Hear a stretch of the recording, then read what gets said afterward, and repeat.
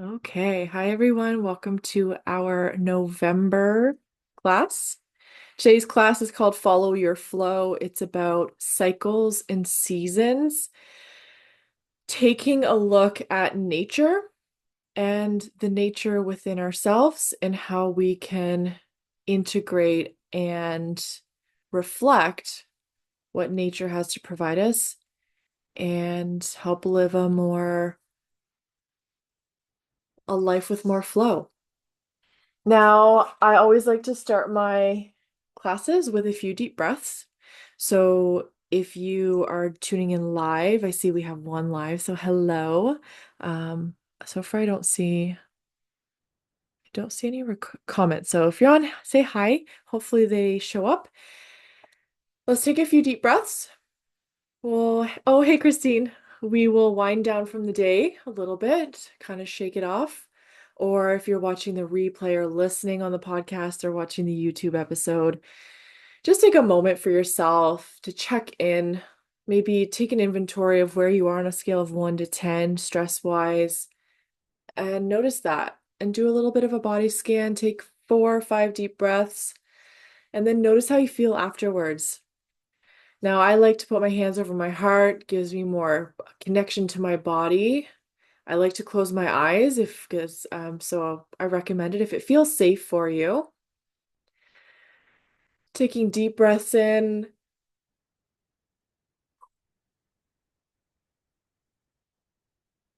making sure that exhale is longer than the inhale. Just like rolling my shoulders a little bit, seeing where you're at in your body.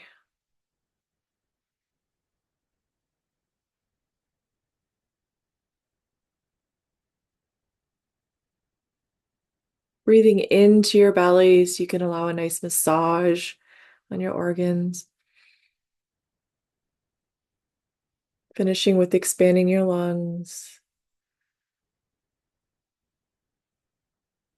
Nice slow exhale either through your nose or your mouth.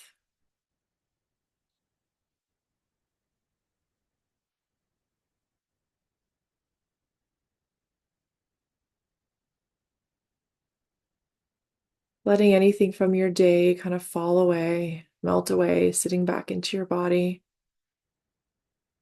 And just notice where you are after a few deep breaths. On that scale of 1 to 10, do you feel your heart rate slowing? Do you feel a little bit more relaxed? Is your jaw relaxed? Your shoulders are down? See where you're at. Okay. Like I was saying at the intro, I have lots to cover. I'm hoping I can cover everything. Today, the topics I have, which I'm very excited to share about, something I've been wanting to share about for a while now. We're going to talk about seasons, so both in nature and metaphorical in terms of our own soul evolution and personal growth. We're going to talk about the lunar cycle and the different cycles of the moon. There are 8, but I'm doing the 4 main ones. We are going to talk about generational cycles at the end, just in terms of like the first part of the class is about integrating cycles that we see in nature and the wisdom that nature shows us. And at the end, we're going to review some cycles that perhaps is time to break and giving ourselves permission to break those cycles. There's going to be a theme of death and rebirth through talking about the seasons, lunar cycles, cycle of life. And also, I'm hoping we have time. I want to talk about for the women in here, our feminine cycle, our menstrual cycle. There's so much to say about it. And also touching on the men's hormonal cycle. I was just learning about it today to kind of get a bit of context because you hear about the female cycle and stuff, but not so much about men's like hormonal cycle, right? And just how they are different as a part of nature. Okay, so we're going to talk seasons. Now, let this be a beautiful marriage between the physical seasons we see outside, what nature is showing us through these seasons, and how we can link it to our own lives and how we can take the wisdom of what's going on the in the planet, especially if you think about further north, right? If you're in Canada, think of literal like winter, like the full spectrum of seasons. We do get it all, right? We're gonna start with winter. So when we think of winter, what's happening outside? Things are quiet. There's darkness, more darkness than light, right? The nights are longer. The when we think about nature in terms of plants and crops and flowers, everything's gone dormant. So it's in this like kind of sleep cycle. There's frost at the beginning of winter, and then it just gets into a deeper darkness. Metaphorically, it's a time to look inward, move slower. Sometimes life falls apart. So if you think of from a perspective of soul evolution or personal growth, a winter season metaphorically would be when something has happened in your life and it's kind of plunged you into the darkness, whether that feels like depression, whether you feel like you're lost in the dark, whether you've experienced a death of some sort, be it a physical person, the end, like a death or an ending. And it's kind of this catalyst for a time in your life where you can no longer go back to the way that things were, but you haven't figured out how to move forward. It can feel dark in that point when you're going through this time of transition, transformation. You can kind of feel lost within it, and it can feel scary. It can feel, there can be a lot of heavy feelings around it. Like I was saying before, you can feel like you're lost in the dark. But the beauty of it is, this is where the wisdom, because it gives us that time to reflect.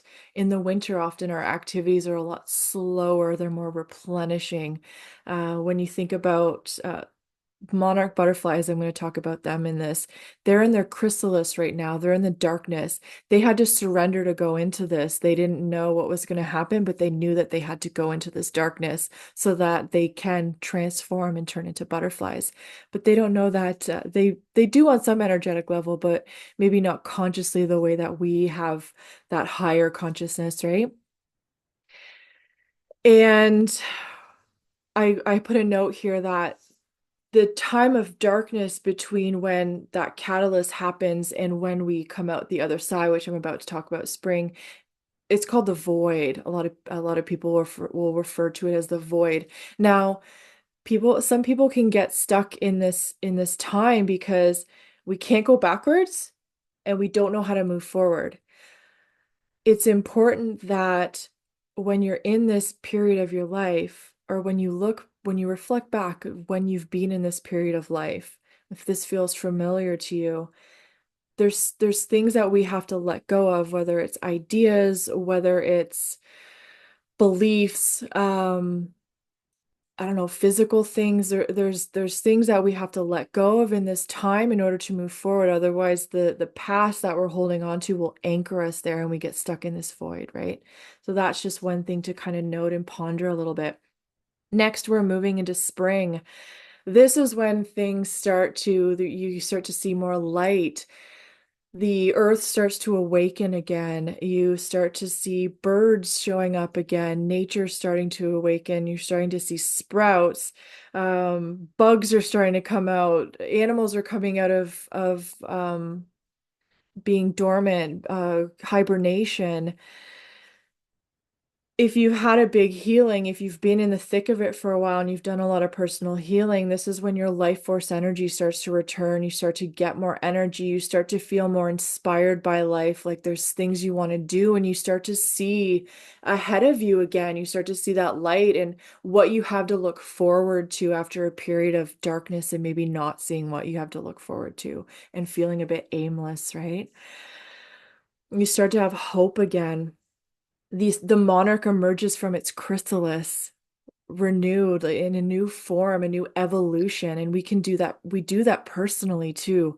And the more we can surrender into that darkness and extract the wisdom and the beauty from that dark place, and make sure that we let go of what no longer serves us within that time, the more powerful we emerge back into the light.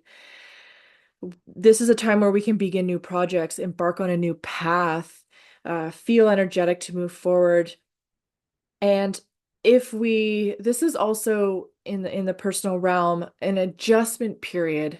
So we've let go of what no longer serves us. We've spent time in the dark. We've done some healing, and we see some perspective. We bring some wisdom, and we're now feeling inspired to move forward into the light. However, in the new evolution of ourselves, it's all new, right? And that can create a period where the visual I get in my mind is like Bambi when he first stands up. His legs are all wobbly. He has to recalibrate, or has to calibrate to his legs. And we can feel this way when we come through this evolution, where we're into this new chapter of life, new chapter of who we are in, becoming more of who we're meant to be. It can feel daunting because it's all new, it's all fresh, but we're not used to this level, this chapter, right? So it can feel like you're kind of on wobbly legs for a bit, and that's totally okay. Next, we move into just full summer. So we think of full abundance and thinking of we're thriving, we are kind of full steam ahead. There's great momentum in what we're doing, and we're very passionate about what we're doing. We're starting to see the results of the steps that we've been taking after we've calibrated and adjusted to where we are now, this new chapter. We feel joy, happiness, fulfillment. It's the pinnacle of life experience for that chapter, and we celebrate our achievements, we reach our goals. And when you think about nature, everything's has come to life, and everything's thriving. We think about crops and veggie gardens and flowers. We can start to harvest these things and really reap the benefits of the springtime, where we were taking care and nourishing and taking those actions to help things grow and become what they are now. After summer, we start to wind down into autumn or fall. This is when in nature, if I'm thinking farming, we finished we finish harvesting the crop, and we turn the soil over, right? We replenish it, we fertilize it, we get it ready to wind down for the winter, so that the soil can do what it needs to do. It can go dormant, getting ready for the next cycle. We would plant the winter wheat if we're planting that.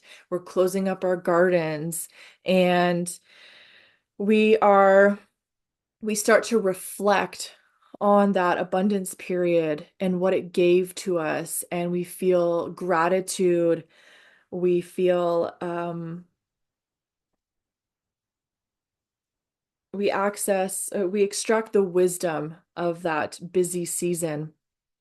We also can decide, as we go into the slow season, maybe what worked in the busy season, maybe what didn't, what needs to fall away, what are we going to start to be aware of letting go of through the fall and winter season, in order to get ready for spring, right? And just really be fully in that winter season too. So I think winter is such a all seasons are important, but I think especially winter in the society is not it's not encouraged, right? Where we run on this like adrenaline clock driven society, and I think we need to really just come back to nature and be part of it again, and see that things are cyclical. Trees release their leaves. They let go. There's no fear. They know that better is to come and new is to come. And if trees held onto their leaves, they would never be able to create new buds and go through that cycle, right? So this is metaphorically like, what do we need to let go of from the past season, so that we can dive deep, get the wisdom of what we're going into next, and then be able to keep walking our path. Next up, I want to talk about the lunar cycles. We're going to talk about four of the main cycles. And like the seasons, we're going to start with the winter of the lunar cycle, which is the new moon.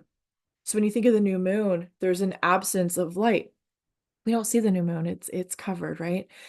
This is where we plant the seeds of our ideas, and I'm using metaphors for our own kind of manifestation and intention setting. This is how we can use the lunar cycle to be, I guess, live more consciously in what we want to create in our own lives. We can use the moon to set an example. New moon is about new beginnings. We're planting seeds. So we can plant seeds either just before winter, just before the frost, or plant seeds as in ideas for what we want to create as we come out of the darkness. And whatever has been planted sometimes needs that cold to do what it needs to do, to do the chemical processes that it needs. This is when we can cleanse and clear out what cannot come with us into this next cycle, this next season, this next chapter, this next evolution, and also reflect on what no longer serves. Next, we go into the first quarter, which is our spring. This is the watering the garden of our ideas when we start to nurture the ideas, the intentions that we set in the new moon, at the new moon. And this is when we start to nurture and we start to take actions. We start to build up momentum. We're not going full steam ahead yet, but this is when we go from ideas to how can I start to bring these ideas to life, these desires to life? We can use visualization rituals on how we can bring it to life. This is a time when we can highlight the areas of resistance because, like I talked about with spring, sometimes we have the wobbly legs, and that can create fear of going into the unknown. And when we think about the polarity of soul versus our human is here just to survive, procreate, and die. Our soul is what pulls us towards the magic and the beauty of what makes this life so amazing. And we have to work with both. So when we can become aware that during the season of newness, a lot of fear can come up, those ego stories on why we shouldn't go where our soul's pulling us. We just have to be aware of that and kind of work with it. Don't make it wrong, don't shame it. Just know that it's a part of who we are. It's our nature. And just put it at ease, right? This is when we anchor into our intentions and we start to really like take those steps, those wobbly steps forward. We affirm what we'd like to shift and we start to bring it into our lives. We start to take action on it so that we can actually create it in the external, not just as an idea internally. We push forward through our obstacles. We continue the actions even if we don't see the results, because there's many things that take years to come to fruition. They're just longer seasons, right? And that's okay. As long as we have the desire, and especially if it's soul led, there's no timeline on soul. We'll do however long it takes, as long as we're taking the steps that feel aligned with who we are. And we want to think about balance and perseverance through this time. Now, moving forward, we get to the full moon. You think about how brilliant it looks in the sky. It's full. It's exploding with light and just like fullness. Literally, I can't think of a better word. This is the summer of our intentions, of our desires, of our manifestation abilities.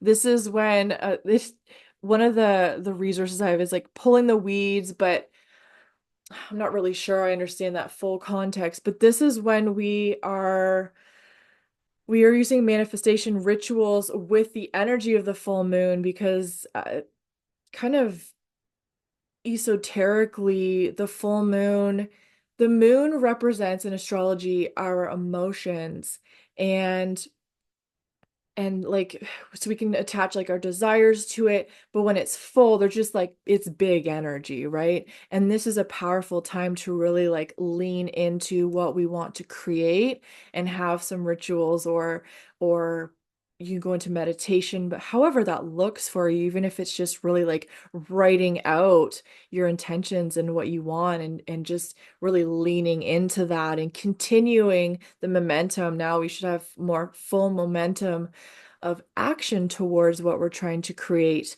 And it's not to say that every desire, like our desires aren't going to be created in one moon cycle, but it's these cycles where we kind of check in on these different intentions and yeah, like these intentions and kind of like cycles of where we're at with things.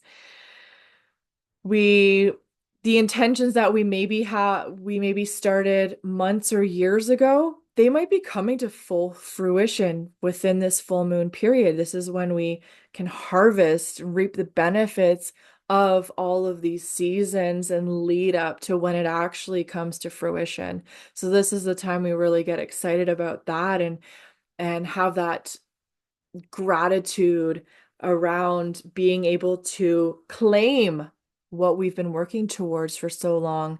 This, for those who are kind of interested in the witchy stuff, this is when crystals would be cleansed. You can make moon water and just using intentions again for growth and fulfilling desires. Reflect on how far you've come. Use that big energy to lean into the gratitude of where you are and where you want to continue going without it just being a checkbox, right? Because we can do that a lot in our lives. We have to be awake to being in the moment and being grateful for where we are just in this moment. We can feel fulfillment, gratitude, um, and reflection. It can feel like spiritual completion and culmination, celebrating and reflecting on the cycle so far, with pushing forward with our new moon intentions because we've got more momentum. So what did you set out to do and use this energy to thrust you, to launch you forward because there's amplified energy and prepare for transformation and harvest of your intentions. Now the last quarter moon is our autumn.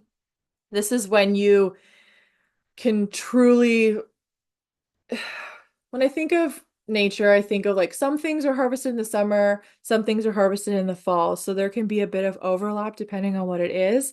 But this is when things start to wind down. So you're really reaping the benefits. You're finishing harvesting what has come from it into fruition in this cycle and expressing more gratitude. We think of like Thanksgiving, right? We're finishing the harvest and we're giving thanks to another successful season of just bountiful and bountiful harvest abundance. This is when we have abundance ritual, release negativity and doubt, relax and let go because then we're going to go back into that dormant period and we're going to start to reflect. So let's release what we don't want to take with us into that quiet period. We can release attachments to stale thoughts, thought patterns, allow and accept new perspectives and understandings, make space for new growth, release, let go, and clear energy. Are there any questions so far, or how are you guys feeling? I'm going to take a quick, see if my tea is cool enough to drink.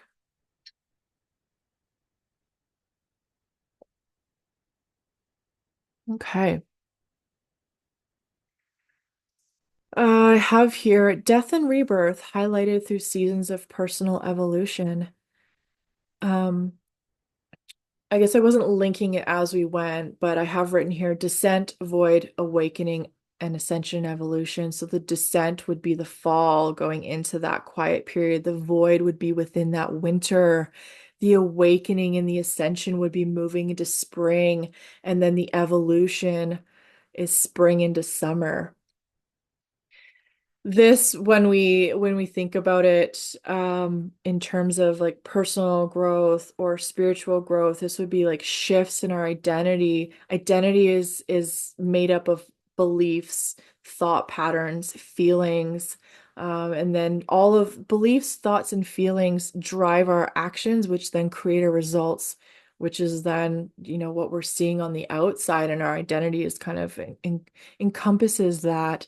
So when we're doing deep healing work, we're letting go of things, we're healing the past experiences that we've had, the things that are anchoring us from where we've been and not allowing us to move forward, when we start to heal those and we lift those anchors up and we detach from them, that is what starts to shift our identity, because then we can start to see things differently in what we're capable of, maybe what we believe we are available or worthy of, right? There's so much that's a thing in itself, which we won't get to today. But okay, we're doing okay. I'm I do have lots to talk about though. Next, we are going to go into the menstrual cycle, hormonal cycle for both women and men. I want to say women and men are very different in how our hormones work. Women, as probably all of us know, it's about a 28-day cycle, which, hey, don't be, are you surprised? Lunar cycle's also 28 days. Now, menstrual cycle can be up to 35, but average length of a cycle is 28 days, same as the moon. I'm telling you, there's like, we're nature, there's connections here, especially when we think about it metaphorically and we lean in and we start to get to know our body and we start to work with it, not against it. Male hormonal cycle, every 24 hours. It's it's primarily testosterone driven. That's their most prominent hormone. It is replenished at night during REM sleep. So if men aren't getting their good sleep, they're not getting their testosterone replenished. They're going to have lower energy levels, among other things. That's kind of the short and sweet of it, though. They have their most amount of testosterone in the morning. That's why they're like go-getters and doing all the things. By the end of the night, yeah, they're kind of just like chilling out. I was reading that like there are events that can stimulate more testosterone release, which I think is probably, this is only a guess, I'd have to look it up, but I would guess that it's released through the adrenals, because especially when you think of like fight or flight and them having to, just their kind of their role in evolution, that would make sense. But don't quote me on it. You can Google it if you want. I probably will. I just haven't gotten to it. But like sporting events, if they're rah-rahing their favorite sports team, they can have a spike in testosterone. There's different things that can create a spike during the day, but their true reserves are created at night while they're sleeping. When we think about how society, at least Western, when we think about like Canada and US especially, how very much on that 24-hour clock, that 24-hour cycle, we are programmed to I can't think of the right word, just like work with. It really, like when we talk about the patriarchy, I know that can be a sensitive topic, but essentially it's just a lot of like masculine characterizations to how our society is run, the mentality around it. And anyway, that's also a whole other subject. But even just having to work around the 24-hour clock and having and full productivity, right? And it's just like there's just like hustle, production, results. This is why women are so burnt out. We our bodies are not designed to to thrive this way. They don't. And we are going against our own biology to try and keep up with this kind of masculine, I don't know, paradigm, is that the right word? But this masculine structure, I guess you could say. So just be aware of that. And I I learned it the best through network marketing. It's so like hustle culture. And I got burnt out and I had to take a huge step back when my dad died. And I see things very differently now. And I've just felt this desire to learn about our cycles and our seasons and nature and how much nature is reflected in us, but we don't even look at it, we don't even see it. And I just feel like I'm in this chapter where I just want to absorb it all and start to learn how to work with my own biology, with my own nature, with my own cycles and seasons. And it's been really beautiful and very freeing. And I've just let go of this desire to like hustle and always have to perform, because it's not sustainable, at least especially not for women. Um, and it's not getting me anywhere. So let's dive into menstrual cycle hormones. So the first two, follicle follicle stimulating hormone, FSH, and luteinizing hormone, LH.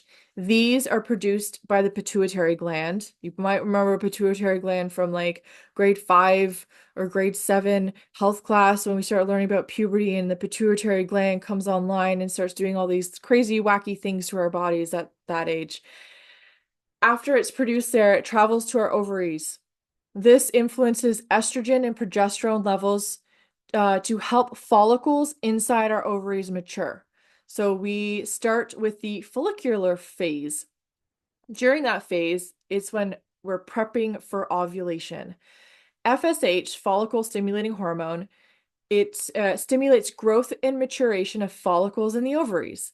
The maturing follicles produce estrogen, which causes the luteinizing hormone to increase. High levels of estrogen and luteinizing hormone lead to ovulation. So it's like all these things are happening and like coming down the pipe to create all the things down the line, right? In this whole cycle. So it's really cool. Estrogen is one of the most impactful hormones in the body, especially for women. It's responsible for the stimulation of secondary female characteristics such as body composition, breast development, menstrual cycle. That's why we hear so much about it when we're learning about puberty. It can also impact other aspects of health, such as mood stability, complexion, bone health, and cholesterol levels. I don't know a lot about perimenopause or menopause. I've just scratched the surface, but what I can say about that is during perimenopause and then menopause. So, perimenopause is when you're having irregular periods. Menopause is officially when your period stops. So, if you're still having periods every once in a while, you're technically in perimenopause. Menopause is when the menstruation completely stops. But during those times, estrogen is starting to dip. And now that we know that estrogen is responsible for like mood swings, this is why it can just be a very it's a hard time, just as when we're in puberty, and estrogen's like spiking and going all over the place, and teenagers, especially teenage girls, are just like a little crazy, right? So we see that on the other end too when things are dipping, because there's an imbalance, right? And it's hard to navigate that because, yeah, anyway. But there's bone density stuff there too, right? So one of these days I'm gonna maybe I'll read up. I would like to anyway because I'm interested in the science around it, but maybe I'll do a training on perimenopause and menopause. But right now we're gonna talk about the menstrual cycle. And so as estrogen peaks, it also causes the luteinizing hormone to rise. This process kicks off ovulation, causes the egg to be released from the dominant follicle. So we've got these follicles maturing and developing, and then as the levels rise, which also helps uh, peak our energy level. So as we're having more estrogen and luteinizing hormone, we have more energy as well. It's maturing the follicles, and then it causes ovulation.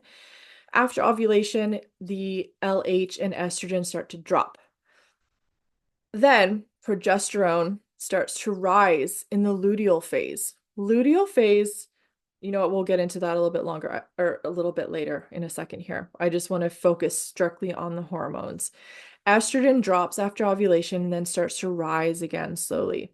If conception doesn't happen, both estrogen and progesterone start dropping after the peak around days 22 to 24. So this is within like a week or so of your period.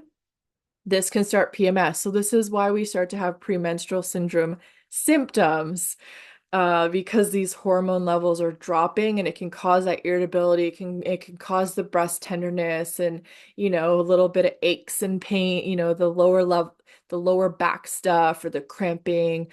Um, Progesterone is responsible for prepping the body for pregnancy. It stimulates the glandular and new blood vessel development. It thickens the lining of the uterus for implantation, and it regulates bleeding during menstruation. It also supports pregnancy if conception occurs. So those levels are going up to get ready for a baby. No baby happens. Um, Oh, it also says here, hormonal fluctuations during the luteal phase, the second part of it, may cause irritability, negative mood, skin issues, aka PMS.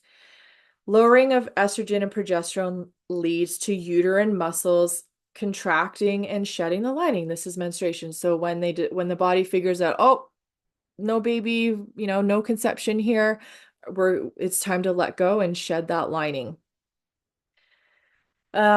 Changes Changes in oh my goodness, words are hard. Changes in blood glucose levels and insulin resistance due to the fluctuation of progesterone can affect your appetite. And then I have written here, tracking your cycle can help you be more connected to your body, along with being able to anticipate and manage symptoms along the way. So when you can find tools to kind of help manage what's going on in your body, that can be super helpful, right? So I have an app that tracks my cycle. So I know which phase I'm in, I know what day. It gives me lots of information, but it also just helps me to like be more in tune with my body and where I'm at. And having the awareness of what symptoms can be happening, that also tells me what phase I'm in too, right? So the next phase, okay, so now we're going to go through the actual phases. So we talked about the hormones, what they do, how they drive our cycle, and what's going on during our cycle. And we're going to talk about the phases and some kind of metaphoricals and things to consider. Going to get a little magical with it. First phase is the menstrual phase. That's while you're bleeding, that's your period.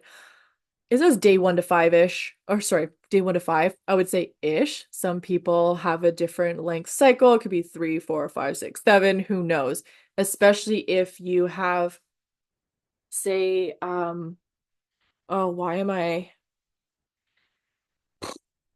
blanking here? Endometriosis or PCOS, and you're going to have irregular periods because there's inflammation going on and medical stuff. But if you have a healthy, regular period or cycle, it's going to look somewhere in the realm of this. This menstrual cycle is the new moon. It's your winter, which we've talked about both, right? So I don't have to go into great detail because we've talked about it twice. This is where your lowest energy is. So you might feel like resting, nourishing, simplify, clearing out. This is where we go and do our inner work and just kind of hibernating. Um, Exercise, light to moderate. This could look like walking, yoga, yin yoga, napping, not exercise, but this is how you're taking care of your body, and deep breathing, especially if you're having like cramping and stuff. Do some deep breaths into your belly and give your organs a bit of massage, give that uterus a bit of a massage through your breath. Food, iron rich, because you're depleting, like you're literally bleeding. So iron rich foods, anti-inflammatory, when you think about how there's inflammation, you're bloated, you're cramping, how can we mitigate and support our body through that part of the cycle? Magnesium rich food. Um, this is a cycle when we have the most cravings too. So just be mindful of, um, I think I had written where maybe that was a different cycle. Yeah, if you're having cravings and some bloating, just be mindful of like salty foods, right? Because that can cause more bloating, and that shows up in a different phase too, just before menstruation. Personal. We are self-care, slow down, rest, warm bath, time alone, journaling, meditation. Again, those like inner world reflection themed type activities. Social life, less plans, maintain your boundaries. Just take care of yourself during this time. Your body is shedding. So just nourish it and let it do what it needs to do. And don't make it wrong and don't make it hard. If you're thinking about work, what that looks like for work, or if you have a business, do your back end activities, do your planning for the next month or whatever that looks like. This is when you do your easy tasks, you're planning ahead, you're setting your goals. Remember that new moon, setting your intentions and stuff, and just kind of just doing it slow motion. An affirmation for this. And I got this information, I think it was from a Pinterest post. So I have a board on Pinterest. Maybe I'll pull some of the resources because I don't like to quote them without being able to show you the source because I don't like to just like use people's stuff. But the information for today is from articles. It's a lot from Pinterest and just taking posts and bringing them together beautifully. But I'll collect that. The affirmation is I honor my body's need to rest.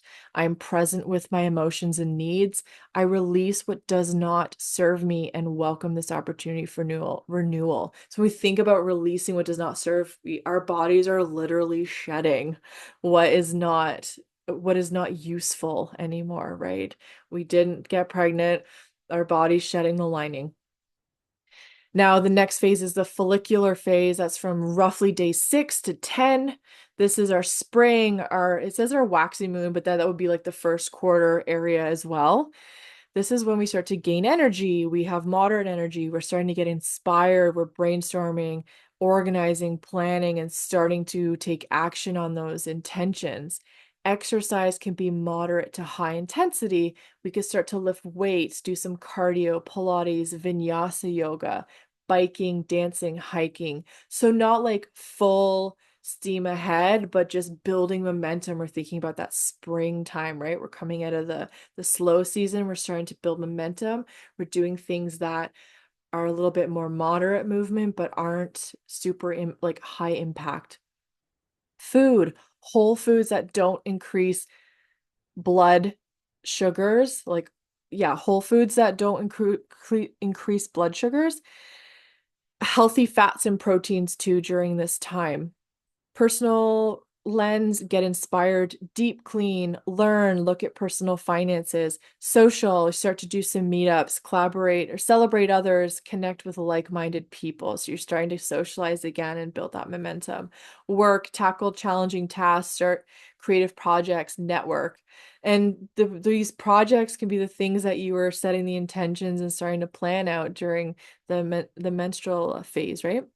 Affirmation for the follicular phase is my creativity energy is flowing. I embrace the incredible possibilities ahead of me. I have an open mind and fresh perspectives to tackle any challenges. Next phase is the ovulatory phase from roughly days 11 to 17. This is your full moon. This is your summer. This is when you have the most energy.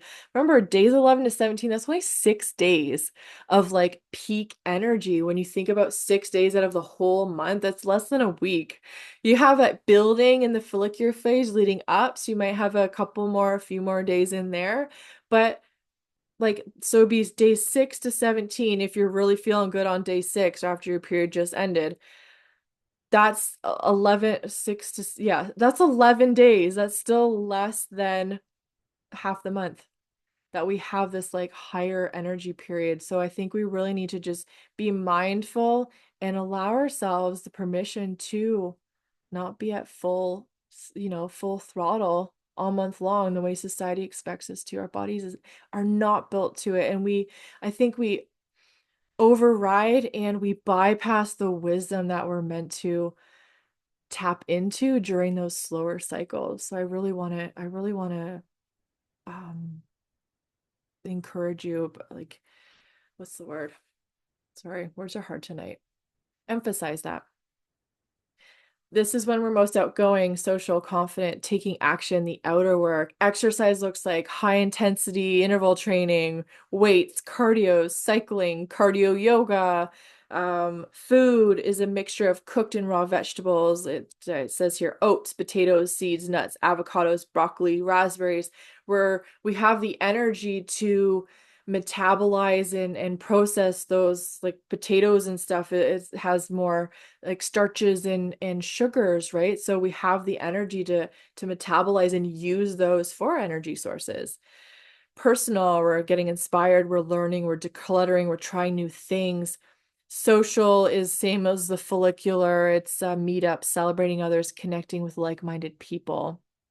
Work, we're doing meetings, presentations, public speaking, collaboration. So just kind of like full energy for those few days, right? That summertime. And the affirmation for the ovulatory phase is I am brave and bold. I radiate positive energy. My ideas and contributions are valuable. I trust my collaborations work well. And lastly, days 18 to 28 plus, if 28 to 35-ish, is our luteal phase. This is our waning moon or third quarter autumn. Our energy starts to wane, it's winding down, we're preparing, we're wrapping up the loose ends of the busy season. We're starting to declutter, our energy's decreasing and fluctuating. Exercise coming back down to light to moderate, looking at Pilates, bar, strength training, some power yoga or walking. Food, warm meals. We're thinking of like fall. It's just like it's getting cooler. We're just kind of getting into like cozy season in our cycle. We're thinking about warm meals, root vegetables. Sources of fiber and magnesium are needed at this time. Avoid salty foods for bloating. We want water-dense fruits and vegetables. Dark chocolate is a good option for cravings. It also has magnesium, which we need. Personal time, we want more alone time, some journaling, healing. We're getting into that cozy, reflective season, right? We're transitioning into winter. Social, we're meeting up less. Again, we're having more alone time. Maybe we do a social media detox at this time. This would be a good phase to do it. Work, we're wrapping up projects. We're doing more analytical work. We are doing more detailed work. So what that tells me that I didn't have time to validate would be on the based off on what the hormones are doing. We have more mental, is it acuity? Like our mental processes are sharper. This is a good time in the luteal phase to do those more detailed work, the detailed projects and leaning into those things. Our mind is sharper. We organize our schedule. The affirmation for the luteal phase, which is our longest phase, is I am organized and resilient. I'm proud of myself. I honor my mind, body, and soul. I can say no to others because I say yes to myself. I think that's so beautiful. Okay. I saw my mom put a comment. So I wonder how working night shifts affect men and their rebuilding of their testosterone. A colleague, we were talking about it in the room today with a colleague and how yes, he absolutely identified with that, and that shift work makes it more difficult because you're not getting the quality of sleep that you need. And yeah, it can affect a lot. Um, let's see here. Christine says, great class tonight, packed with great information. Just a bit of clarification. Monarchs migrate in the winter. The butterflies that you were speaking of that stay in chrysalis over winter would be swallowtails and many others. Yes. And I guess the visual that I was getting was the not the migrators, but well, not the literal seasons of their lifespan, but like um the metaphorical, if that makes sense.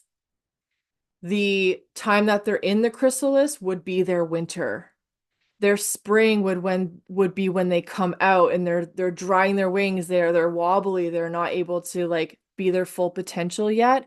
And then their summer would be their full what they're doing, they're feeding, they're laying eggs and that's and such, and then winding down fall would be end of life for them, right? That kind of like, especially if I'm thinking about the summer ones that aren't the migrators are not living as long, but I guess just in general. Does that, okay, you said that makes sense. Yeah, so it's literally like their life cycle. If you were to put the seasons in their life cycle, that's what that would be. The chrysalis would be their winter. But I like that take on it too. It kind of broadens things, right? Um, the last thing I wanted to talk about, I think we've covered it all. We're doing well. Um, yeah, we've done death, rebirth, menstrual cycle, winter. Yeah, we're on track. I hope it's not like too much information. I'm trying to feel grounded as I talk so it's still clear and it can still land. That's always my intention before I start the classes.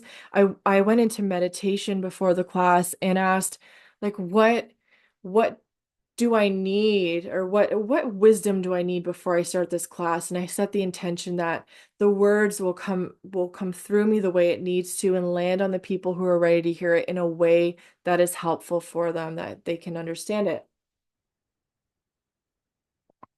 And what kept coming to me while I was leaning in is saying, like, what's a prominent thing to know about this class? And it was really like nature, nature, nature. Focus on the nature that we are and how we are nature and what it looks like through these different cycles. So I hope that that has been a strong theme through this training.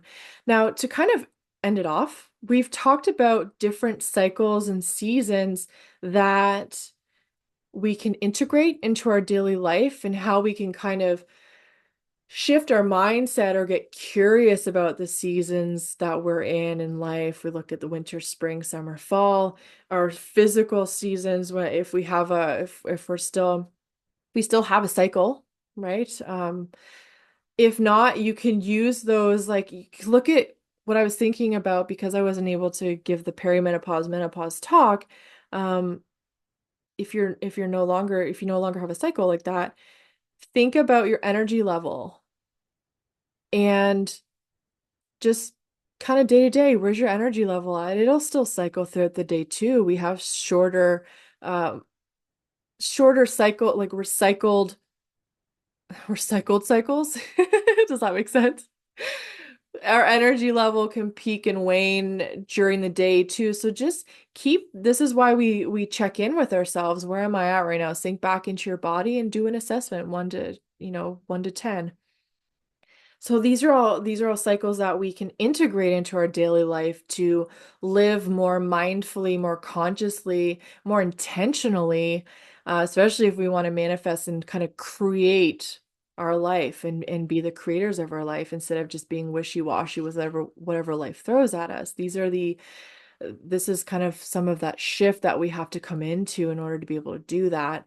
Now, this last one I want to talk about is something to come into some awareness of, that we come by honestly through our lineage, through our DNA. You look at epigenetics, that perhaps it's time to break some of these cycles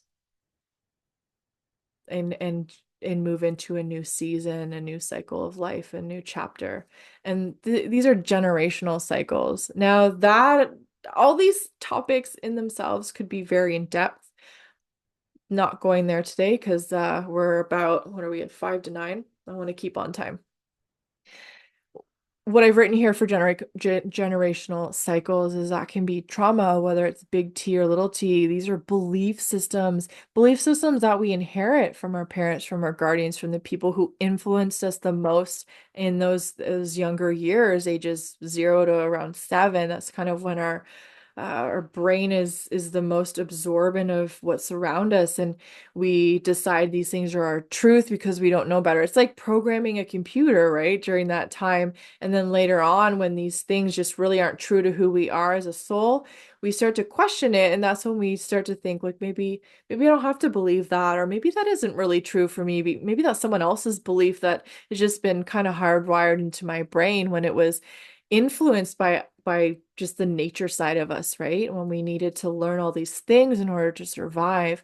Now we want to thrive. Our soul's pulling us these ways, but it can kind of contradict and it can contradict our belief systems that we have been passed down through generations. This requires therapy, introspection, growth, and evolution of ourselves in order to break these cycles. But then when we break these cycles, we're doing justice to the generations ahead, right? Because it's no longer available to us, therefore it's no longer available to those who come after us. I have a quote here that says, "Pain moves through families until someone is ready to feel it." And that's by the best source I could get was, her name is Steffi Wagner. And I think it's so true.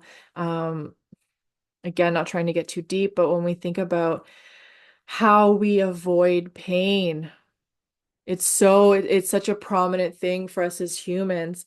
We use escape measures, things to cope. Often that looks like drugs, alcohol, just any way of escaping, feeling things, and it stays in our body, right? Trauma remains in the body, and it's passed down through generations. You think about how that can leave you, it can leave us closed off to connections and feeling emotions and stuff. So then when we have children, that impedes our ability to then connect and have the child regulate with our own nervous system in a healthy way, right? We come by, and honestly, there's no shame in it. So I'm just bringing this information to the forefront so we can understand how it all works, and we go, okay, yeah, that's what it is. And we can decide it stops with me. I'm going to make these changes so that who comes next or who we're around next doesn't even have to be biological children, right? It can be nieces and nephews, just people we're around, extended family. We can start to influence them in those healthy ways that they then pass on if they're having children and stuff, right? So breaking generational cycles can look like, and I've got a long list here, so I'm just going to kind of get through it so we can finish this training, but setting boundaries and maintaining it. How many families have these patterns of wishy-washy or non-existent boundaries, right? And it doesn't serve anyone. And what was coming to me earlier to make sure I mention is boundaries are neutral. They're not, they're not like when you set a boundary, it's unwavering. If you waver in your boundary, you haven't really refined it yet. If someone pushes on a boundary that you've set and it's solid, it's like a wall. It is not moving. And it doesn't necessarily have to be rigid, but you just have to be, you have to like have its own back, if that makes sense. I'm trying to find a better way to say that. But when you've decided on a boundary and you know that it's healthy for you and you maintain it, there's just no questioning it. Someone tries to push the boundary, it just doesn't happen. And it's that you don't have to get angry about it. It's just like, it's not available. Going to therapy, ending shame cycles, talking about it. So when we talk about the things we feel shame around, and remembering that shame and guilt are different. Guilt is surrounding things that we feel we could have done differently. Shame is around who we are. So it's around like our character. So if we're feeling shame, we're feeling like we needed to be someone different, not do something different with guilt. When we can talk about it, that is the fastest and most powerful way to dissipate shame, because shame thrives by staying under the surface and not being talked about. When we can bring it to the surface and have someone safe and express it in a healthy way, it dissipates the charge. It only holds power over us when it stays dormant within us. When we bring it to the surface, up and out, it dissipates. The charge is lost. This can look like ending unhealthy relationships and friendships, just deciding with boundaries and other things what you're available for and not settling for less. This is getting sober and or developing healthier coping mechanisms.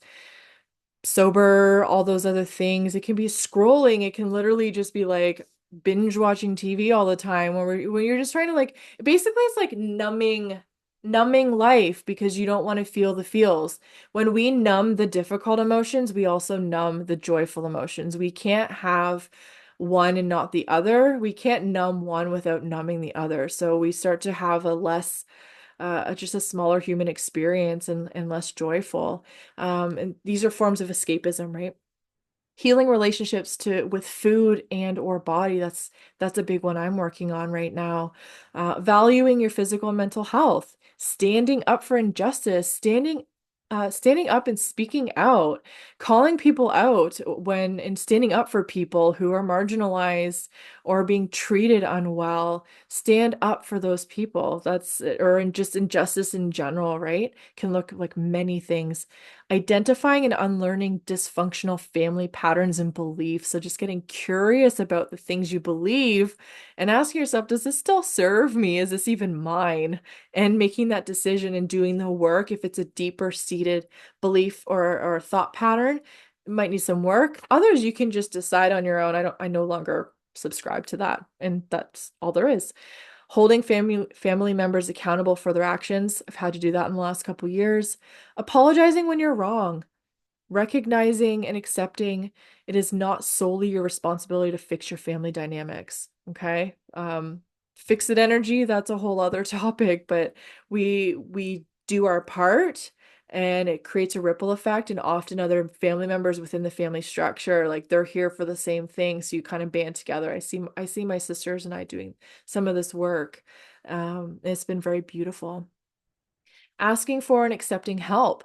That's a big one, especially as women. We are like bred to not ask for help. We're bred to feel like we have to do it all. Like we're like martyrs about it. It's just let's unsubscribe from that. Engaging in healthy self-care practices, prioritizing ourselves. Going back to the accepting help, there's no shame in it. It's just a pattern. There's always the other thing about it is there's always things that we get from the behaviors that we subscribe to. There's always something we get from it, right? Whether it's truly in our favor or not, there's always something we get, whether it's like external validation or you feeling like if it hits a worthiness wound, there's always something deeper there, right? That drives those behaviors. Otherwise, we simply wouldn't do it, right? So it's just bringing that awareness and deciding like what am I really looking at here? And is this serving my highest, is this serving a life that feels expansive and healthy? If not, what are we, what do I choose to believe and where do I go next and how do I get there? Um, Encouraging self-expression, self-compassion, self-sufficiency, and independence, distancing from toxic family members, choosing to no longer be the fixer of the family. And then a couple here about children, allowing children to express emotions freely. That's a huge game changer with generational cycles. And I see a lot more. I follow some accounts. I've been learning more about um, kind of like connection with children, and when they act out, it's not because they're assholes, it's because they need connection in that moment. So really changing the mindset around and understanding early childhood development, what's going on in their brain, what's causing them to act out, nervous system's dysregulated all over it's just really understanding their biology and their what's going on in their brain to then understand how to work with them and not create, kind of shame patterns and stuff that just happens naturally because it's been coming down all the lineage, right? So it's when we start to see it, we can distance ourselves a little bit from it, we can neutralize, and then we can shift and transmute it. Refusing to physically punish your child, apologizing to your child, that is so powerful, so powerful. It's you're sharing humanity and just showing that we're not perfect either as adults, or yeah, apologizing to children. um, Practicing non-violent communication. This goes with everything. And also taking responsibility for our own healing from the past, right? It's nobody's job to fix what happened in the past. Things happen to us. We can still extract the lessons, whatever we're meant to learn from it, to then use it to be more powerful, to step into our own power. Even when it's like shitty situations or something we can always take away from it. That doesn't mean it wasn't awful. It doesn't mean it didn't happen to us in some circumstances, but taking responsibility for our own healing. If we're going to carry the baggage our whole life, then that's our choice. We can choose to heal from it and move forward more powerfully. This is how we let go and transmute everything. So, anywho, I'm going to wrap this up. Are there any questions? I see one more comment here. Um, My mom says, I believe you've read somewhere that even after women go through menopause, she still has a cycle of sorts, something you may want to check further into. I think life is life is constant cycles. But yes, I will check into that and perhaps I'll do a follow-up that's just perimenopause and menopause. So I know there's lots of women that are in my world that are would more identify with those stages of life. So it's something I want to lean into. I can't blurt out information I don't have or haven't really like understood, right? So I will look at that because I am interested in it and how the body changes. There's a podcast that I will post, and it gives a really beautiful perspective on women and the evolutions we kind of go through our own cycle and those changes, and theories on why we kind of go through these phases throughout our lifespan based on our own evolution and the roles that we played back when we were like in villages and stuff, and we had a more like multi-generational existence, structure, family structure. So it was really cool, and it's something I want to listen to again because I just thought it was very neat. I love all the science, but I love all the magic too, right? So it's cool when you can kind of marry them, put them together. All right, gonna finish this up and wind down for the evening. I have one more day. All the points you pointed out at the last are to do what? I missed why. Okay, so those were how we can what breaking generational patterns can look like. So things that we can do if we want to break generational patterns, this is the work, right? This is when we want to break away from the people pleasing, the keeping the peace patterns. That's been a pretty big one, at least especially on the one side of my family. And man, there's a lot of illness, so that also follows that side of the family, staying quiet to keep the peace and make sure everyone gets along and not saying the thing. And um, yeah, so these are the ways that we start to break those patterns and rewrite them so that we are honored more in our life and how we're showing up. So I hope there were some good nuggets for you in there. And yeah, today also is 2 years from my first podcast episode. So I'm celebrating that on socials, and I recorded a podcast last night. So it was released this morning. I'm not sure what's coming up. This was kind of the last thing for the month, but I'll look forward into December. I have some ideas. I just have to, I just have to kind of get quiet, go into my little winter. Good points. The big question for everyone is how do I do all these things? Well, for one, we're not going to do it all in a lifetime. We focus on what we feel pulled to. This looks like through therapy, through introspection, through journaling, through meditation. A lot of so much of the wisdom that we can get is just through being able to connect with our own soul, through our own essence. That's going to lead us down the path of the areas that we feel pulled and perhaps came here to look at, feel, heal, and transmute. So, big undertaking if it's a lineage of things, but what do you feel called? What no longer serves you in your own life? Those are the things to look at. And then work with someone, find someone who feels safe to talk to, who's qualified to hold that space for you to help you with some of the introspection, some of the questions to ponder, some of the understandings to get some of the wisdom, but also make sure that through this journey, I think it's also important that we're following our own inner wisdom and having the tools to connect with our own wisdom, our own intuition, because that will always lead us. And then it's great to have someone else who can provide some of that big picture external stuff too, to just to kind of help lead us on our path, right? So I hope that helps. And yeah, I hope everyone has a wonderful evening. If there's any questions, if you're catching the replay, pop them in the comments. Perhaps we'll do a follow-up here if there's anything else. And yeah, always open for topic ideas for the monthly class and stuff. I don't know if I'll switch things up next year. We'll see what's going on. But yeah, so far I needed to get that off my chest. That topic, the cycles and seasons, has just been like brewing around. So I'm very excited to have delivered that, and I hope that it lands for some people and starts to give you more to think about and start to get curious about your life and start to integrate some of these things. And if you have questions along the way as you're pondering, especially if you go back and take notes with this and start to kind of see it written out, pop the questions to me, send me a message. Perhaps there can be a training that branches off of this kind of big picture topic. So, all right, friends, have a wonderful evening. Sending everyone big hugs, and we will talk soon. Bye, everyone.